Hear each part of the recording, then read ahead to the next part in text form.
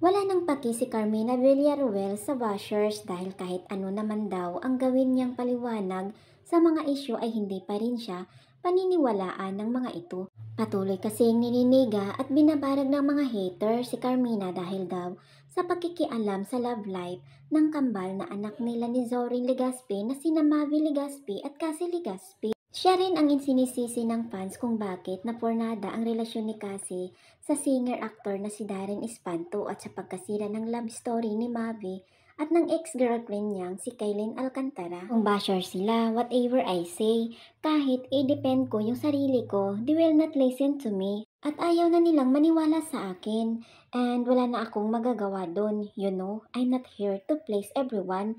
At ilang piling members ng media sa finale press con ng hit series nila sa GMA7 na abot kamay na pangarap. Sa mga nakakakilala sa akin, they know me and they will speak for me.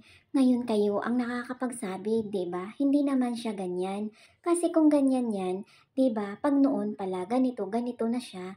I mean, truth will always prevail, alalahanin ninyo yan. It may take years, it may take months, weeks or days, but truth will always prevail.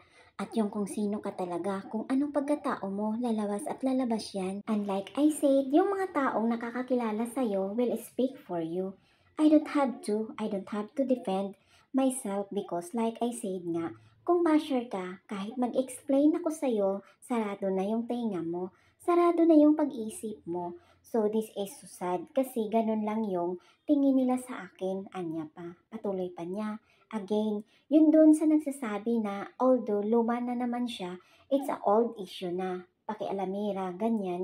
No, I'm just being a mother. Say pa ni Carmina, wala raw silang problema ni Zorin sa kanilang mga anak at totoo naman na pag-uusapan nila ang mga isyu at kontrobersyang kinakasangkutan nila. Yung dati lang because yun yung time na when it all started na pag-usapan namin. Well, this issue of his life, you know, we know the truth. Yun lang naman, ang importante, yun ang lagi sinasabi sa kanila, basta tayo as a family, we're intact. Nagkakaintindihan tayo, alam natin kung ano yung totoo, oo, masakit na. Kung ano-anong sinasabi sa atin, tinitira tayo na ganito na ganyan, mata pobre. Tika, saan pa nanggagaling yung mata pobre?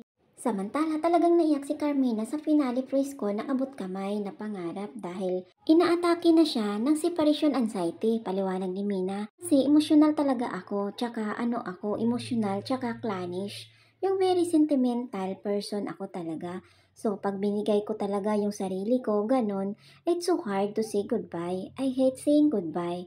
Kaya ayoko nung mga ganito, especially when you say thank you, 'di ba? Imagine mo naman, 2 years, 4 times a week. Naglalak-in pa kami sa Zambales. Ang dami naming pinagdaanan, alam nyo yun. Every time mag-i-end yung show, laging ay hindi. May extension na naman. So, alam mo yun, it's a roller coaster. It's a roller coaster of emotion.